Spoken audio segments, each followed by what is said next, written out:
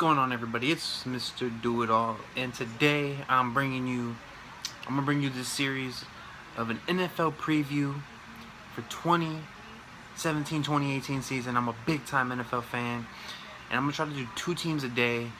So we'll see how this goes. I'm gonna start with the NFC East. I'm a Cowboys fan, so I'm gonna be a little biased. I'm sorry if you see me as a little biased. Sorry, I'm just a diehard Cowboys fan. So we're gonna talk about each team, some key transactions that they've had. Talk about the draft and the schedule, and a quick little prediction of their record. So let's go ahead and start with the Dallas Cowboys. Obviously. Trying to improve off of last year's 13-3. I don't know how you can improve record-wise. Obviously, the only way to improve would be 14-2, 15-1, 16-0, which I don't see them doing this year. They didn't really do very many signings in the offseason. They didn't bring back many of their own players. For example, Barry Church, Brandon Carr, Morris Claiborne. 3 guys who played a lot of snaps last year in the defensive backfield, defensive secondary. They had a pretty good draft, rounds 2 through, say, 4 or 5 maybe. A lot of experts saying that they had a B+A draft almost. I can agree with that. A lot of people did not like the drafting of Taco Charlton. I was one of those people, but I trust in Will McClay. I trust in Jerry Jones. I trust in Stephen Jones. So yeah, this past offseason they released Tony Romo after he announced his retirement. Who actually hasn't submitted his retirement papers, so there is a slight dimmer of hope that he could still one day come in and play quarterback for the Dallas Cowboys. Worst case scenario, Dak Prescott gets hurt. They did lose Ronald Leary in free agency to the Denver Broncos.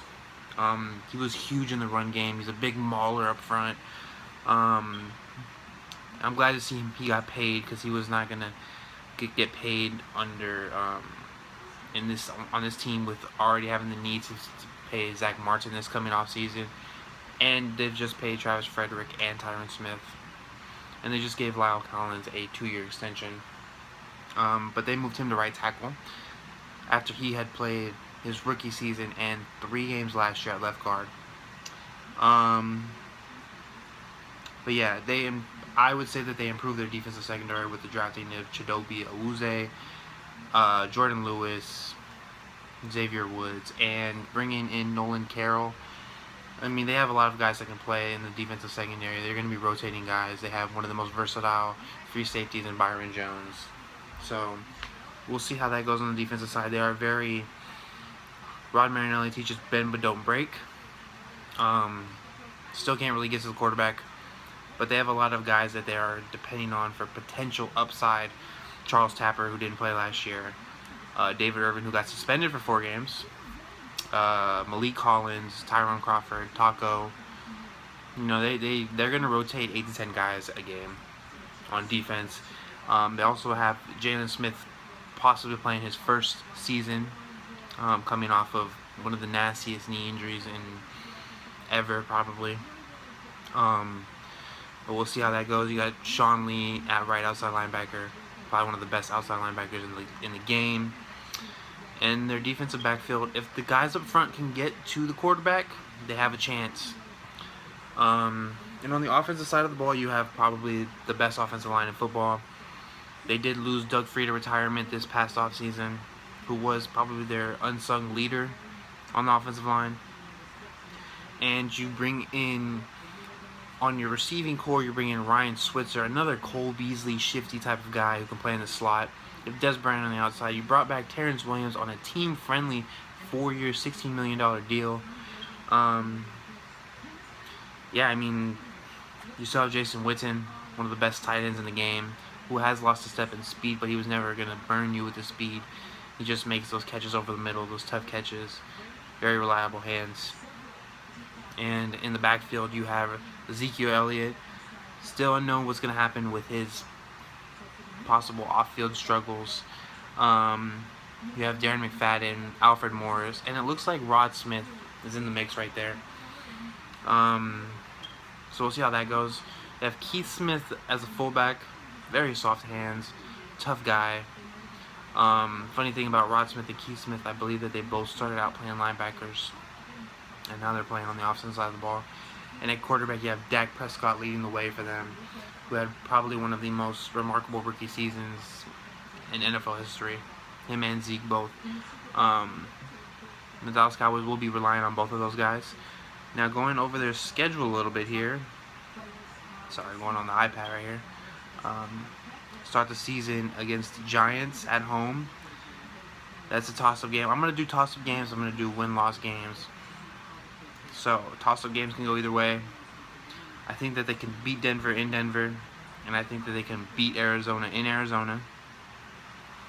They can definitely beat the Rams in Dallas. Green Bay in Dallas, a toss-up game.